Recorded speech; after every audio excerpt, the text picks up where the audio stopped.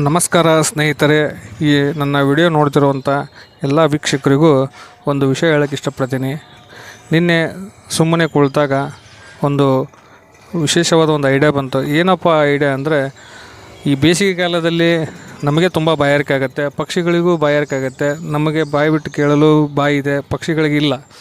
ನಾವೇನು ಮಾಡಬೇಕು ಅಂದರೆ, ನಮ್ಮ ಮನೆಯ ಸುತ್ತಮುತ್ತ ನಮ್ಮ ಪರಿಸರದಲ್ಲಿ ಕೈಲಾದಷ್ಟು ಒಂದು ನೀರಿನ ವ್ಯವಸ್ಥೆ ಮಾಡಬೇಕಂತ ಈ ವಿಡಿಯೋ ಮುಖಾಂತರ ಕೇಳ್ಕೊತೀನಿ. ನಿನ್ನೆ ನಾನು ಕೂಡ ನನ್ನ ಸ್ನೇಹಿತರೊಂದಿಗೆ ಖಾಲಿ ಇದ್ದಂಥ ತೆಂಗಿನ ಚಿಪ್ಪುಗಳಿಗೆ ದಾರವನ್ನು ಪೋಣಿಸಿ ಅಲ್ಲೇ ಹತ್ತಿರವಾಗಿದ್ದಂಥ ಗಿಡಗಳಿಗೆ ಕಟ್ಟಿದೆ.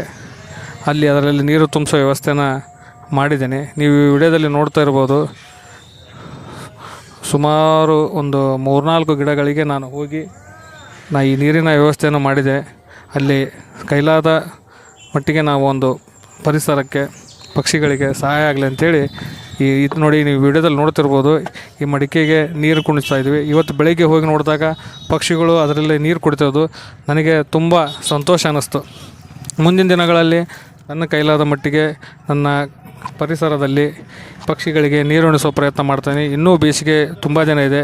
ಈ ವಿಡಿಯೋ ನೋಡಿದವರು ತಮ್ಮ ಮನೆಯ ಸುತ್ತಮುತ್ತ, ತಮ್ಮ ಪಾರ್ಕ್ಗಳಲ್ಲಾಗಿರ್ಬೋದು, ಮನೆಯ ಮೇಲೆ ಆಗಿರ್ಬೋದು, ಈ ರೀತಿ ಒಂದು ಪ್ರಯತ್ನ ಮಾಡಿ.